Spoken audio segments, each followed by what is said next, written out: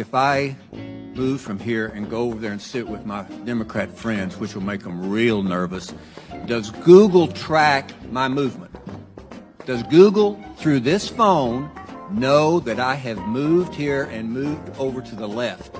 Not by default. There may be a Google service which you've opted in to use, and if so, Google knows that I am moving over there. It's not a trick question. You know, you make $100 million a year, you ought to be able to answer that question. Does Google know through this phone that I am moving over there and sitting next to Mr. Johnson? It's yes or no. I won't be able to answer without looking at. You can't say yes or no. Without knowing more details. Yes or no? I genuinely don't know without knowing. I'm shocked you don't know. I think Google obviously does. Would you agree to allow an independent entity to study your search results for political bias? I know you've had individuals studying that now, but you appointed them. Would you allow a third-party, independent, outside organization to study your search results and cooperate with them to determine the degree, or if any, of political bias? To date, there have been independent third-party studies looking at search results. The Economist did. But you chose those third parties. I'm talking about someone truly independent. We didn't choose those third parties. I mean, they completed those studies. If you Google the word idiot under images, a picture of Donald Trump comes up. I just did that. How would that happen? How does search work so that that would occur?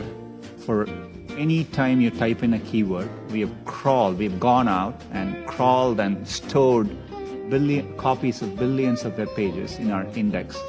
And we take the keyword and match it against web pages and rank them based on over 200 signals. Things like relevance, freshness, popularity, how other people are using it.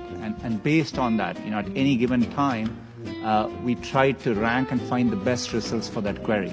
And then we evaluate them with external raters to make sure that, and they evaluate it to objective guidelines. And that's how we make sure the process is working. So it's not some little man sitting behind the curtain figuring out what we're going to show the user. It's basically a compilation of what users are generating and trying to sort through that information.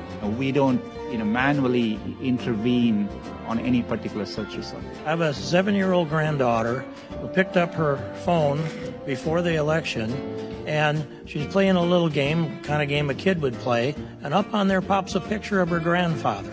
And I'm not going to say into the record what kind of language was used around that picture of her grandfather, but I'd ask you, how does that show up on a 7-year-old's iPhone who's playing a kid's game?